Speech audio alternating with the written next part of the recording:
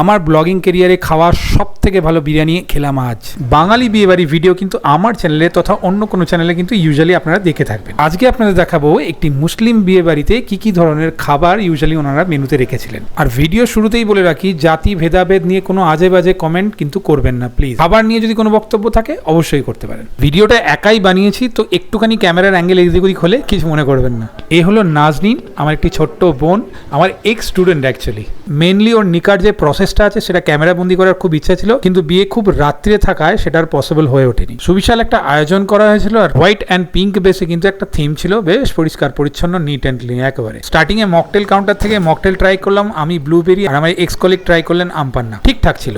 স্টার্টার্সে ছিল গন্ধরাজ চিকেন আর ছোট ছোট ফিশ ফ্রাই। গন্ধরাজ চিকেনটার মধ্যে একটা স্ট্রং গন্ধরাজের ফ্লেভার, আর সাথে চিকেন খুব সুন্দর খেতে, ওয়েল ম্যারিনেশন, আর সাথে প্যাঙ্কো ফ্রাইডে করা এই ফিশ ব্যাপক খেতে। তাকিয়ে দেখি স্টার্টার শেষ নেই, আরও রয়েছে চিকেন টিক্কা কাবাব। টিক্কা কাবাব ইউজুয়ালি আমরা অনেক খেয়েছি, বাট এত সুন্দর, এত ময়েস্ট চিকেন, এত বাটারি প্রথমবার খেলাম। আবার দেখলাম সাইডে রেশমি কাবাব রয়েছে, নিলাম। ইটস লাইক রসগোল্লার মতন সাইজ, আর খেতেও রসগোল্লার মতনই, এত সফট। ইভেন খাওয়ার জন্য আমাকে কোনো এফোর্ট দিতেই হলো না, ইটস অটোমেটিক মেল্ট হয়ে গেল যেন মুখ। এখনো অবধি আমার খাওয়া বেস্ট রেশমি কাবাব এটাই। তিনটে কি কি এটা?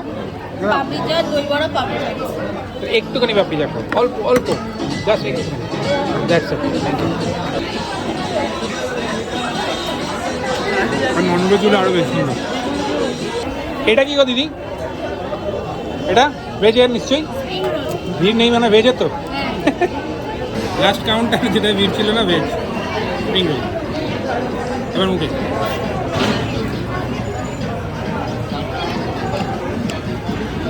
এটা কেমন? এটাও ভালো খেতে, বাট ভেজ না, লোক ভিড় নিচ্ছে না, বাট এটাও হেভি খেতে। নাজরিনের বাবার সঙ্গে কথা বলে জানতে পারলাম ওনারা লখনৌ থেকে স্পেশাল শেফ এনেছেন এই রান্নাগুলো করার জন্য। মেন কোর্স খাবার প্রতি ইন্টারেস্ট আমার আরো 4 গুণ বেড়ে গেল। ইটস লাইক ये तो अभी टेलर था, पूरी पिक्चर अभी बाकी है मेरे दोस्त। ননভেজের simple and short menu, tandoori roti, royal chicken chaap and mutton biryani. স্টার্টার্সই এত খাই দিয়েছে, মেন কোর্সের এত দরকারই পড়বে না, তবে মেন জিনিসটা হলেই হবে। কোপ্তা, রাইস, ভেজের দিকে কেউ নজর দেবে না, আমি দিচ্ছি। এটা কি গো? ও মিক্স ভেজ। বাহ, ভেজের তো অনেক আইটেম গো। ও এটা কি? জর্দা বলে।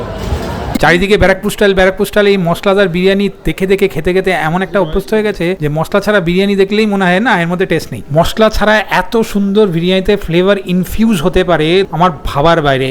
দুর্দান্ত খেতেটা। বাইরে থেকে সাদা হলুদ ভাত দেখতে হলো, এতে এত সুন্দর বিরিয়ানির ফ্লেভার ইনফিউজ হয়েছে, এবং আলুটা আমার লাইক মাখনের মতো। দেখো, মাটনের কোয়ালিটি নিয়ে আমার কিছু বলার নেই, বিকজ মাটন ওনারা নিজেরা দেখেই কাটিয়েছেন, বাট বিরিয়ানিটা এত সুন্দর হয়েছে আমি বলতে বাধ্য হচ্ছি this is the best biryani I ever had. Chicken চাপটা বেশ স্ট্যান্ডার্ড খেতে। কেমন খেতে বল? তুমি আবার চামচ দিয়ে বিরিয়ানি খাচ্ছ? বিরিয়ানি কেউ চামচ দিয়ে খায়? বিরিয়ানি ইনসাল্ট। চামচ দিয়ে বিরিয়ানি খাচ্ছ, ইনসার্ট করছি হাত দিকে। হ্যাঁ, চাপটা দেখো।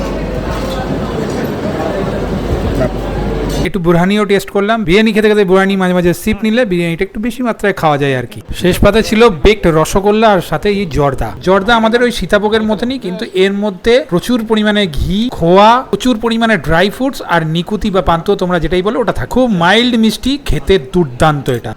ফালুদা কুলফিও ছিল, সেটা দাদাই খেয়েছে, আমি আর খাইনি।